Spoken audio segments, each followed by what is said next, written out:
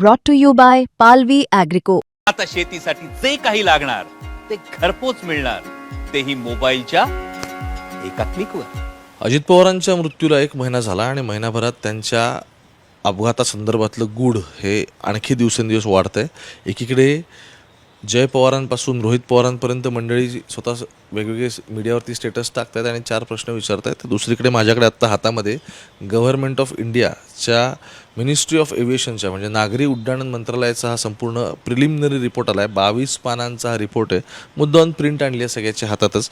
आणि कारण आता जे एअरक्राफ्ट ॲक्सिडेंट इन्व्हेस्टिगेशन ब्युरो आहे, ज्याला आपण AAIB असं म्हणू, या ब्युरोचा हा प्राथमिक अहवाल आहे. केंद्र सरकारने या सगळ्या संदर्भात जी इन्क्वायरी लावली होती त्या इन्क्वायरीनंतर हा अहवाल आला आहे. आणि यामध्ये 5 अनुत्तरित प्रश्न आहेत, ज्याची म्हणजे मला पडलेले 5 असे प्रश्न आहेत जे अगदी मला असं वाटतं की त्या एअरक्राफ्ट कॅरियरमध्ये जे 2 वेगवेगळे रेकॉर्डर्स होते त्या रेकॉर्डर्सला थोडासा हार्म पोचलेला आहे, कारण एक्सेसिव्ह हिट त्याला लागली. इथपासून ते अगदी त्या दिवशी जेव्हा ते हवाई पट्टीवरती विमान उतरणार होतं अजितदादांचं, तिथे त्यांना ATCकडून क्लिअरन्स आलेला होता की नव्हता, मग त्यांचे काय कम्युनिकेशन झाले होते, किंवा फक्त इतकं नाही तर वेदर कंडिशन्स या काय होत्या, या सगळ्याचा अगदी डिटेल या सगळ्या गोष्टी दिलेल्या आहेत. आणि या सगळ्या संदर्भात आपल्यासोबत बोलण्यासाठी अर्थात कॅप्टन जाधव परत एकदा आपल्यासोबत आहेत. स्वागत तुमचं मुंबई तकमध्ये. 2-3 गोष्टी आता आमच्या पण बोलता बोलता डिस्कस झाल्या, कारण काही गोष्टींचे फोटो, काही गोष्टींच्या ग्राफ्स असे सगळ्या बऱ्याच याच्यामध्ये देण्यात आलेलं होतं. पण एक सुरुवात करताना मी तुम्हाला म्हटलं की 5 महत्त्वाचे मुद्दे आहेत आणि त्याचं आपण सोप्या भाषेत टेक्निकल ॲनालिसिस जे आहे ना ते समजून घेण्यासाठी आपण कॅप्टन यांच्याकडे आलो आत्ता.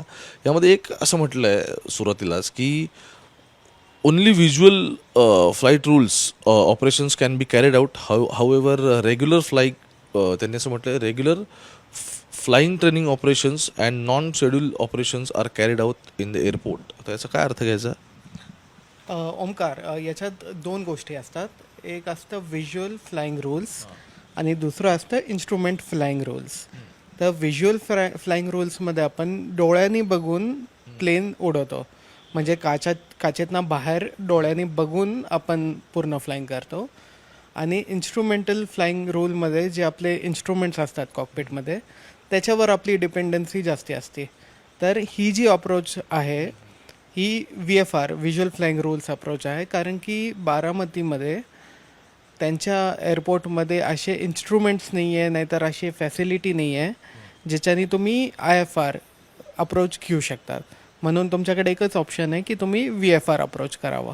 ओके, की तुम्ही पायलटने बघून निर्णय घ्यावा की एक्झॅक्टली किती म्हणजे त्या धावपट्टीपासून आपण किती लांब आहोत, किती स्पीडने आपण चाललेलो आहोत आणि किती वर आहोत वगैरे, या सगळ्या गोष्टींचा साधारण बघून व्हिजिबिलिटीनुसार त्याने अंदाज घ्यावा. बरोबर. आणखी एक महत्त्वाचा मुद्दा की साधारण जसं की हायवेजला तुम्ही बघता की वेगवेगळे डिवायडर असतात किंवा साईडला रमलर्स असतात किंवा अशा बाजूने व्हाईट पट्ट्या लावलेल्या असतात. तर याच्यामध्ये त्यांनी असं म्हटलेलं आहे की द लास्ट रनवे रिकार्पेटिंग याच्यातलं जे होतं ते was carried out in March 2016. 2016ला शेवटचं रिकार्पेटिंग झालेलं होतं आणि त्याच्यानंतर रनवेवरती कोणतंच झालेलं नाही आहे आणि was not carried out which resulted in to fading of all runway markings and presence of loose gravels on the runway surface. So runway सरफेसवरती जर व्हिजिबली म्हणजे डोळ्याने बघून जर आपल्याला अंदाज घ्यायचा असेल तर त्याच्यासाठी तुम्हाला ते कार्पेटिंग लागतं. वरून तुम्हाला ते चिन्ह दिसतात वेगवेगळ्या ठिकाणची, ती दिसलेली नाही असं तर याच्यामध्ये क्लिअर कळतं. तर हे जे रनवे मार्किंग असतात हे बेसिक असतात रनवेमध्ये आणि हे 100% एकदम अप टू डेट असले पाहिजे होते. हा एअरपोर्ट MADCच्या अंडर येतो, पण इथं मोस्टली फ्लाईंग होती, स्टुडंट फ्लाईंग होती. इथं खूप सारे फ्लाईंग क्लब्स आहे म्हणून त्याच्यामुळं मे बी यांनी मेंटेन नाही केला. पण हा लॅब्स आहे, सेफ्टी लॅब्स होता. येस. हा एक खूप इम्पॉर्टंट सेफ्टी लॅब्स होता. इनफॅक्ट रनवेमध्ये मार्किंग इज व्हेरी इम्पॉर्टंट आणि मार्किंग तुमचे व्हिजिबल नसेल तर हा रनवे ऑपरेशनल असलाच नव्हता पाहिजे. येस. मुद्दा परत हाच आहे की याची रिस्पॉन्सिबिलिटी कशी काय आपण ठरवणार, की कोण याला मग जबाबदार, किंवा अकाउंटेबिलिटी फायनलाइज करायला लागेल ना. बरोबर. तर हा MADCच्या अंडर होता. पण ओव्हरसाईट आहे, कारण की इथं फ्लाईंग पण होत होती, कंटिन्युअसली रोज फ्लाईंग होत होती. तर कंप्लेंट्स असले पाहिजे होते, कुणीतरी याच्यावर ऑब्जेक्शन घेतलं पाहिजे होतं, MADCने याच्यावर ॲक्शन घेतलं पाहिजे होतं. पण हे सगळ्या गोष्टी याच्यात होताना आपल्याला दिसत नाही आहे. आता पण यातल्या आणखी एक मुद्दा आहे, वेदर इन्फॉर्मेशन त्यावेळी काय होती आणि मेट्रोलॉजिकल इन्फॉर्मेशन त्याला या भाषेत म्हणतात MET असं त्याला म्हणतात. तर त्या मुद्द्याकडे आपण जाऊ. त्याच्यामध्ये त्यांनी दोन गोष्टी, म्हणजे बघा, सुरुवातीलाच एकदम सांगितलं होतं की 2 दिवस तिथे विजिबिलिटी नव्हती किंवा 2 दिवस वातावरण ढगाळ होतं, त्यामुळे तिथे लँडिंगला इश्यूज येत होते आणि पायलटला अर्थात तिथे तो आणखी प्रॉब्लेम्स फेस करत होता. पण या अहवालामध्ये ज्या गोष्टी मेन्शन केल्यात वेदर रिपोर्ट संदर्भातल्या, तर त्यांनी असं म्हटलेलं आहे की there is no MET facility available on Baramati airfield. The weather information such as winds, temperature, त्यानंतर QNH is generally passed on to aircraft which is help of weather instrument installed in the temporary tower आणि तिथे मग कारवर aviation असं त्यांनी पुढे नाव लिहिलेलं आहे. सो आणखी एक महत्त्वाचा मुद्दा आहे आणि मग त्यांना आपण पुढचं विचारू. त्यांनी म्हटलेलं आहे की याच्यातली जी visibility information issued to the aircraft was based on visibility chart prepared by the flying training organisation having identified different visibility marks. So त्यांनी असं म्हटलं की या इथल्या ज्या फ्लाईंग ट्रेनिंग ऑर्गनायझेशन्स आहेत त्याच्या थ्रू त्यांना ती एअरक्राफ्टला मिळालेली होती. बरोबर आहे. तर इथं एक स्टँडर्डाइज्ड वेदर सिस्टम अवेलेबल नव्हती. तर फ्लाईंग स्कूल, जसं मी तुम्हाला सांगितलं आहे, तर फ्लाईंग स्कूल्स होते. तर हे यांची स्टँडर्ड प्रोसिजर अशी असते, तुम्हाला लांबपर्यंत किती दिसतं आहे. समजा एक डोंगर आहे, तो तुम्हाला दिसत असेल तर तुम्ही ॲझ्युम कराल की तुमची विजिबिलिटी XYZ आहे. तर असे मार्कर्स आहे, डोंगर असू शकतो, एखादा विंडमिल असू शकतं, नाहीतर एखादी बिल्डिंग असू शकते. हो, बरोबर. ते तुम्हाला विजिबल असेल त्या हिशोबाने तुम्ही जी विजिबिलिटी आहे ती तुम्ही कॅल्क्युलेट करू शकता. ही खूप मॅन्युअल रॉ मेथड आहे, पण चालतो, कारण येस इट्स हायपोथेटिकल. तुम्हाला एक्झॅक्ट इन्फॉर्मेशन नाही आहे त्याच्यात. You are dependent on your eyes and अंदाजाने तुम्ही चालतात. येस. यातला एक टेक्निकल मुद्दा आहे याच्यातला सगळ्यात खालचा. मला असं वाटतं की कॅप्टन ते आणखी गोष्टी नियमात एक्झॅक्टली काय ते आपल्याला सांगतील. त्यांचं असं म्हणणं आहे की the crew of VTSSK ask for the visibility while approaching Baramati for which the tower replied, म्हणजे तिथे जो टॉवर आहे जो त्यांना रिप्लाय, ATC टॉवर असेल ना तो, हां, एअर ट्रॅफिक कंट्रोलचा टॉवरने त्यांना त्याच्यात रिप्लाय दिला की 3000 metres by looking at the visibility markers. Further while giving the landing clearance the tower inform wind as a calm. ठीक आहे, म्हणजे हवा काही खूप नाही असं टॉवरने त्यांना इन्फॉर्म केलं त्यावेळी. त्यानंतर hence the visibility reported at the Baramati time landing aircraft was well below. आणि मग त्यांनी म्हटलं की minimum require VFR flight which is 5000 metre, 5 kilometre. आता दोन मुद्दे त्याच्यामध्ये. ATC टॉवरने सांगितलं साधारण की 3000 मीटरपर्यंत, म्हणजे 3 किलोमीटरची विजिबिलिटी आहे आत्ता. विंड्स स्टेबल दिसत आहेत, त्याला काही प्रॉब्लेम नाही, म्हणजे खूप हवा चालली असं पण नाही आहे. पण मग आता याच्यामध्ये तर 5000 पाहिजे असं ते म्हणतात. तर हा जो मुद्दा आहे हा विचारल्यानंतर नाही, पण ज्यावेळेस तुम्ही फ्लाय करायच्या आधी, प्री फ्लाईट जे आपण बोलतो, तिथनं हा मुद्दा येतो. कारण की तुम्ही वेदर फ्लाय करायच्या आधी पण चेक करतात. आणि यांनी चेक केला होता की 3000 मीटर होती, तरी पण ही फ्लाईट झाली. युजली VFRला तुम्हाला मिनिमा असतो 5 किलोमीटर. बरोबर. तर जोपर्यंत तुम्हाला 5 किलोमीटरचा मिनिमा नाही भेटत, ही फ्लाईट लिगल नाही होत. तर टेक्निकली फ्लाईट इनलिगली फ्लाय झाली. आणि इट्स सरप्रायझिंगली ही फ्लाईट टेक्निकली फ्लाईच नव्हती केली पाहिजे त्या दिवशी as a VFR approach. IFR असतो तर वेगळी गोष्ट आहे, पण VFRमध्ये मिनिमा 5 किलोमीटरचा बाय रूल मॅन्डेट आहे. IFR असल्यानंतर इथे तुम्हाला इन्स्ट्रुमेंट्स असतात जे तुम्हाला मदत करत असतील, तुमचे सेन्सर्स असतील विमानाचे, किंवा तुम्हाला आणखी ATC कडून त्याच्यावरती इनपुट्स येत असतील. पण इथे तसं झालेलं नाही आहे. बरोबर. आता तुम्हाला पुणे, बॉम्बे, दिल्ली जायचं असेल तर मग तुम्हाला काहीच काळजीची गोष्ट नव्हती. पण जसं बारामती VFR आहे, तर VFRमध्ये 5 किलोमीटरची मिनिमा आहे. तर त्या दिवशी 3 होती. तर याला क्लिअरन्स कुणी दिली, पायलटनी पण काय ॲग्री केलं हे फ्लाय करायला, हे सगळे गोष्टी आपल्याला समजले पाहिजे. ओके, सो पायलट डिनाय करू शकतो अशा वेळी? डेफिनेटली, कारण की नाही, ह्या फ्लाईटला त्यांनी डिनाय नाही केलं. इंटरेस्टिंग. म्हणून मी समजून घ्यायला आलो होतो यांच्याकडे की नक्की कोणत्या गोष्टी काय आहेत ते. आणखी आता या सगळ्यामध्ये आणखी दोन ते तीन मुद्दे राहिलेत, ते पण आपण पटापट समजून घेऊ. एक ब्लॅक बॉक्स संदर्भात खूप चर्चा झालेली होती की तो जळाला कसा काय, तो तर टेल साईडला असतो वगैरे. तर त्या संदर्भातले दोन गोष्टी त्याच्यामध्ये त्यांनी असं म्हटलं आहे. 2 रेकॉर्डर सापडले, त्यातला एक CVR होता जो ऑडिओ रेकॉर्डर तिथला होता, आणि दुसरा होता जो SFDR तिथला रेकॉर्डर होता. त्यांनी असं म्हटलं आहे, both were subjected to the thermal damage as both recorders were exposed to high temperature during the accident, hence special recovery and analysis technique was required for this case. तुम्ही आमचा याच्या आधीचा व्हिडिओ जो बघितला तर त्याच्या या दोन्ही रेकॉर्डर संदर्भातले खूप सविस्तर विश्लेषण सरांनी केलं होतं. मला तर फक्त हे समजून घ्यायचं आहे की यात त्यांनी म्हटलंय चला ते हीट लागली आहे, ते हे सगळं झालं आहे, पण ते म्हणतात की special recovery and analysis technique. So हे एक्झॅक्टली कशा पद्धतीने मग रिकवर केलं जाईल? तर स्पेशल टेक्निकमध्ये हे ब्लॅक बॉक्स CVR FDR हे अब्रॉड ज्यांचे मॅन्युफॅक्चर आहे तिथं ट्रान्सपोर्ट केलं जातं. तिथं लॅबमध्ये एक स्पेशलाइज लॅब असते, त्याच्यात खूप क्रिटिकली याला उघडून याच्यातला डेटा रिकवर केला जातो. ही फॅसिलिटी इंडियामध्ये नाही आहे, तर हे युजली मॅन्युफॅक्चरकडेच होते. आणि डेटा रिकवर होईल का नाही होईल, दिस इज ऑलवेज सब्जेक्टिव्ह अशा केसेसमध्ये. येस. त्यांनी म्हटलं आहे पोस्टमॉर्टम रिपोर्ट संदर्भात एक महत्त्वाची माहिती येतात. त्यांनी असं सांगितलं आहे की death due to multiple injuries associated with burn injuries. म्हणजे थोडक्यात अजित पवारांचा मृत्यू हा मल्टिपल इंजुरीज वेगवेगळ्या ठिकाणी त्यांना लागला, आणि त्याच्यातल्या सगळ्यात जास्त या बर्न इंजुरीज म्हणजे थोडक्यात जो काय भडका ओरडा आगीमध्ये त्यात जळून त्यांचा मृत्यू आला, असं एक बेसिक म्हणता येईल. बरोबर. हे युजली ॲक्सिडेंटमध्ये डेथ कॉज हीच येते. आता यातला सगळ्यात इम्पॉर्टंट पॉईंट आहे तो लँडिंगच्या संदर्भातला आहे. समजून घ्या, अजित पवारांचं विमान हे बारामतीच्या इकडे आलं.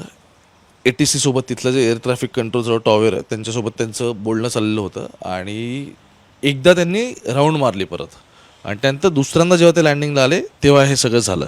आता या सगळ्याच्या डिटेल्स आलेल्या आहेत, ज्याच्यामध्ये त्यांनी अप्रोच टू बारामती आणि go around and the accident हे एक्झॅक्टली कसं झालं काय नाही या गोष्टी त्यांनी सांगितल्यात. मग त्यामध्ये पहिलं वाक्य त्यांनी म्हटलेलं आहे, timings mention in this section are based on the timings provided by the Baramati tower which were taken from the timings of CCTV cameras install in tower which has audio आणि व्हिडिओ बोथ रेकॉर्डिंग्स. ठीक आहे. आता मला हे समजून घ्यायचं आहे, यांनी फर्स्ट अप्रोच त्याच्यामध्ये एक्सप्लेन केला आहे आणि सेकंड अप्रोच त्याच्यामध्ये एक्सप्लेन केला आहे. फर्स्ट अप्रोचमध्ये ATCकडून त्यांना काहीतरी सांगितलं, 2-3 गोष्टी सांगितलेल्या आहेत तिथे. ते असं म्हणतात की हे रिलीज झालं पुण्याकडे, आणि मग एक मिनटं, ही टेक्निकल भाषा त्यांनी म्हटलेलं आहे. याच्यामध्ये एअरक्राफ्टचा त्यांना पायलट म्हणतो की यूज से अगेन, तुम्ही पुन्हा एकदा ही गोष्ट म्हणा, आणि मग तो नंतर 8:27 त्यांना सांगतो की 30 माइल्स VSK. बरोबर. सो हे 30 माइल्स VSK पर्यंत त्यांचं कॉन्व्हर्सेशन. तर ही जी कन्व्हर्सेशन आहे खूप नॉर्मल आहे ॲज अ फ्लाईट क्रू. याच्यात काहीच ॲबनॉर्मल नाही. इनफॅक्ट सेकंड अप्रोचमध्ये पण काय ॲबनॉर्मल नाही आहे. आणि खूप महत्त्वाची गोष्ट, याच्यात कोणते डिस्ट्रेस कॉल नाही दिलेत. ज्यावेळेस पायलटला माहिती असतं की ते कोणत्या सिच्युएशनमध्ये प्रॉब्लेममध्ये अडकलेत, तर आयदर पॅन नाहीतर मेडे कॉल वापरले जातात. पण या केसमध्ये सगळं एकदम नॉर्मल आहे, जसं काय त्यांना बिलकुल पण कल्पना नव्हती की काय होणार आहे. तर लास्ट मुमेंटपर्यंत जोपर्यंत तुम्ही ओ शेट नाही ऐकत आहे तोपर्यंत काहीच डिस्ट्रेस कॉल नव्हते. म्हणजे जे पण झालं हे तर आपल्याला समजून येतं हे एकदम सडनली झालं आणि बिलकुल पण अपेक्षित नव्हतं. बघा, सेकंड कॉलला बारामतीचे ATCने त्यांना म्हटलेलं आहे VSK विंड्स काम, रनवे 11 क्लिअर टू लँड. आणि त्यानंतर लगेच म्हणजे 8:43ला ATCने क्लिअरन्स दिला आहे, आणि 44ला म्हणजे एक्झॅक्ट नेक्स्ट मिनिटच्या पुढच्या मला असं वाटतं 8:43:59 म्हणजे 8:43 आणि 59 सेकंद म्हणजे 8:44 आणि लगेच 8:44च्या 13व्या सेकंदाला हे झालं. तर याच्यात पहिली गोष्ट ही आहे की हा जे टावर होते ATC हे कोणते स्पेशलाइज टॉवर नव्हते, स्टुडंट्स आणि इन्स्ट्रक्टर मिळून चालवत होते. आणि हे ओके, दिस इज ओके, कारण की हे होतं छोट्या एअरपोर्टमध्ये जिथं फ्लाईंग स्कूल असतात तिथं असंच प्रोसिजर असते. पण ही पण एक गोष्ट आहे, अशा जागेमध्ये लँडिंग क्लिअरन्स नाही दिला जात. तर याच्यात जे लिहिलं क्लिअर टू लँड, तर हे रॉंग फेजलॉजी आहे. युजली छोट्या एअरपोर्टवर तुम्हीच डिसाईड करता की तुम्हाला लँड करायचं आहे, कारण की तुम्हाला ऑलरेडी तुम्ही VFR अप्रोच करताय. पण ठीक आहे, बरोबर, तरी पण त्यांनी लिहिलं याच्यात clear to land. Maybe it's a mistake, नाहीतर तिथं वापरत असेल. पण युजली हा फेजलॉजी छोट्या एअरपोर्टवर नाही वापरली जात. त्यांनी क्लिअरन्स दिला डायरेक्ट. क्लिअरन्स दिला, ठीक आहे, not a very serious thing. पण आपल्याला हे पण दिसतंय तोपर्यंत प्लेनची जी फेज होती, लँडिंग फेज, ही एकदम नॉर्मल होती, काहीच ॲबनॉर्मल नव्हतं. त्यांना सांगितलं की तुम्ही येऊन लँड करा. मग जे पण झालं ते याच्यानंतर झालं, ज्याचा आपल्याला रेकॉर्ड नाही आहे. बरोबर. आणि जोपर्यंत आपल्याला FDR CVRचा डेटा नाही आहेत तोपर्यंत आपण काहीच ॲझ्युम्शन, काहीच कन्क्लुजन याच्यात नाही घेऊ शकतो. एक शेवटचा प्रश्न, मला असं वाटतं की काल जय पवारांनी एक व्हिडिओ शेअर केला आहे. त्या व्हिडिओमध्ये याचा ओनर आहे, सिंग म्हणून आहे, बरोबर. तर तो त्या कॉकपिटमध्ये व्यक्ती ती झोपलेली तुम्हाला दिसत असेल, या एअरलाईन्सचा जो ओनर आहे तो. मग त्याच्यावर रोहित पवारांनी परत विचारलं की हा नेत्यांपेक्षा मोठा आला वगैरे, अशा वेगवेगळ्या सगळ्या कमेंट त्याच्यावरती येऊ लागल्यात. मला एक सिरियसली विचारायचं आहे की कोणताही पायलट हा असा कॉकपिटमध्ये झोपू शकतो का? तर नॉर्मली जे पॅसेंजर्स असतात त्यांना कॉकपिटमध्ये अलाउड नसतं. म्हणून कॉकपिटमध्ये जे होतं ते फक्त क्रूला माहिती असतं. आणि as a crew and as rules कॉकपिटमध्ये झोपणं ही खूप नॉर्मल गोष्ट आहे. याला आम्ही खूप नॉर्मल गोष्ट आहे. इनफॅक्ट तुम्ही जे नॉर्मल कमर्शियल फ्लाईट पण घेतात याच्यात पण अनेक वेळेस क्रू रेस्ट घेतात इन फ्लाईट फेजेस. ते DGC ऑटो पायलट करतात. ऑटो पायलटवर तर असतोच प्लेन, पण याच्यात पण फेजेस असतात की DGCने रूल्स डिफाईन केलेत. याला आपण बोलतो कंट्रोल्ड फ्लाईट रेस्ट. आणि याच्यात रूल्स पण असतात की कधी घेऊ शकता तुम्ही ही रेस्ट, ज्यावेळेस कोणता क्रिटिकल फेज नाही आहे, म्हणजे टेक ऑफ आणि लँडिंगच्या वेळेस तुम्ही रेस्ट नाही करू शकत. प्लस ज्यावेळेस एक पायलट झोपलेला असतो, दुसरा जागा पाहिजे, आणि केबिन क्रूला नोटिफिकेशन देऊन तुम्ही झोपलं पाहिजे. प्लस केबिन क्रूला दर 20 मिनटाला तुम्हाला येऊन उठवावं लागतं, एक वेकअप कॉल द्यावा लागतो. तर हे ॲज अ पॉवर नॅप हे पण हे खूप नॉर्मल गोष्ट आहे. इंडियामध्ये, अब्रॉडमध्ये पायलट कॉकपिटमध्ये झोपू शकतात. फ्लाईंग जेव्हा असतं तेव्हा पण? हो, फ्लाईंगमध्ये पण काय प्रॉब्लेम नाही याच्यात, जोपर्यंत कंट्रोल. नॉर्मली लोकांना माहिती नसतं, पण सगळ्या मोठ्या एअरलाईन्समध्ये सगळीकडे खूप नॉर्मल गोष्ट आहे. बरं, मी मागच्या वेळी जेव्हा आलो होतो तेव्हासुद्धा DGCAचाच एक रिपोर्ट आलेला होता महत्त्वाचा. त्यांची रात्र पहिली प्रेस नोट आली होती या सगळ्या प्रकरणातली, आणि तिचा उहापोह करण्यात आलो होतो. आणि आज खरं तर मोठा 22 पानांचा अहवाल आहे, पण त्यातले 5 जे महत्त्वाचे विषय होते ना ते त्यांच्यासोबत टेक्निकली समजून घ्यायचे होते. त्यातला जो मला असं वाटतं की व्हिजिबली लँडिंगचा जो महत्त्वाचा मुद्दा आहे ना तो फार या सगळ्यामध्ये वर्कआउट झाला. कारण ज्यावेळी तुमचं जेट जरी चांगलं असेल तरीसुद्धा एअर ट्रॅफिक कंट्रोल असेल किंवा तिथे जी एअरपोर्टवरती मॅनेज करायची सिस्टीम असते, तिथे जर अद्ययावत सोयीसुविधा नसतील, किंवा बारामतीचं एकदम छोटं एअरपोर्ट आहे तसं पाहायला गेलं तर, टेबल टॉपवरती एकच तिथे रनवेसुद्धा आहे, तर अशा सगळ्या ठिकाणी अपघातांची संख्या येणाऱ्या काळात वाढण्याची शक्यता काय आहे? कारण जर ते अद्ययावत नाही झाले तर अशाच पद्धतीने काही गोष्टी होऊ शकतात. जसं की या अपघातामध्ये आत्ता क्लिअर गोष्ट दिसते की अगदी शेवटच्या क्षणापर्यंत त्या 13 सेकंदांपर्यंत पायलटला हा अंदाजच नाही आला की असं काहीतरी होतं आहे. त्यांना वाटत होतं की आपण नॉर्मली चाललो आहे, ऑलरेडी एक राऊंड झालेली आपली, आणि सेकंड राऊंडचं डिसिजन चाललं आहे, आणि तिथून ते पूर्ण फ्लिप झालेलं दिसतं आहे. आणि मग खाली गेलं, आणि मग खाली गेल्यानंतर एकदम कोणताच एंडिंगला कॉल नाही आला, मेडे कॉल असतो तो पण नाही आला, काही नाही. आणि फक्त को पायलट माझ्या माहितीनुसार ती शेवटच्या आली, तिने म्हटलेलं की ओ शिट असं तिने म्हटलं, आणि तोपर्यंत हे सगळं अपघात झाला. ही कॉन्स्पिरसी आहे, हा म्हणजे जसं की हा घातपात आहे ना आहे वगैरे वगैरे, या सगळ्या गोष्टी येणाऱ्या काळात कळतील. पण आत्ता जो अहवाल दिला ना, त्या अहवालाची चिरफाड होणं गरजेचं होतं आणि सोप्या भाषेत समजून सांगण्याचा हा प्रयत्न म्हणून कॅप्टन तुमच्या सोबत होते. तुम्ही मुंबई तक पाहत राहा. कॅमेरा पर्सन गोपाळसोबत मी ओंकार थेट पुण्यावरून.